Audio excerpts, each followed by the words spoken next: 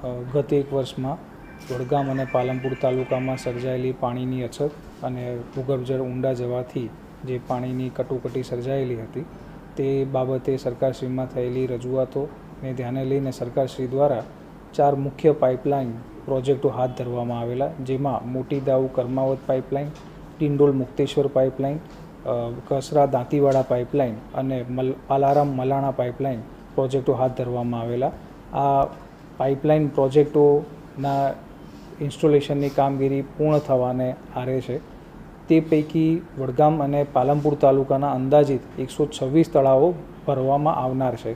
પરંતુ આ તળાવ ભરવા માટેની પૂર્વ શરત હતી કે આ તળાવો મહેસૂલી રેકર્ડે નીમ થયેલા હોવા જોઈએ.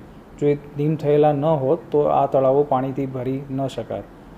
આ બાબતે સ્થાનિક નેતા મંડળ તરફથી રજૂઆતો થતા અને વહીવટીતંત્રમાંથી પણ આ બાબતની ધ્યાને લેતા સરકારશ્રીમાં માનનીય કલેક્ટર શ્રી બનાસકાંઠા દ્વારા અને સ્થાનિક નેતા મંડળ દ્વારા થયેલી રજૂઆતોને ધ્યાને લઈને મહેસૂલ વિભાગ દ્વારા તારીખ 24/12/2025ના રોજ પરિપત્ર કરી અને રેકર્ડે હયાત વોટર બોડીઝ અંગેની બીજા હકમાં નોંધ દાખલ કરી અને એક પ્રકારે તળાવ નીમ કરવાની યોજના હાથ ધરવામાં આવેલી. જે અનુસંધાને આ સપ્તાહમાં વડગામ અને પાલનપુર તાલુકામાં સરપંચ એસોસિએશનના પ્રયત્નોથી તેમજ તાલુકા વહીવટીતંત્રના અધિકારીઓના સંનિષ્ઠ પ્રયાસોથી તાલુકાના તળાવોની માપણી કરવામાં આવેલી છે.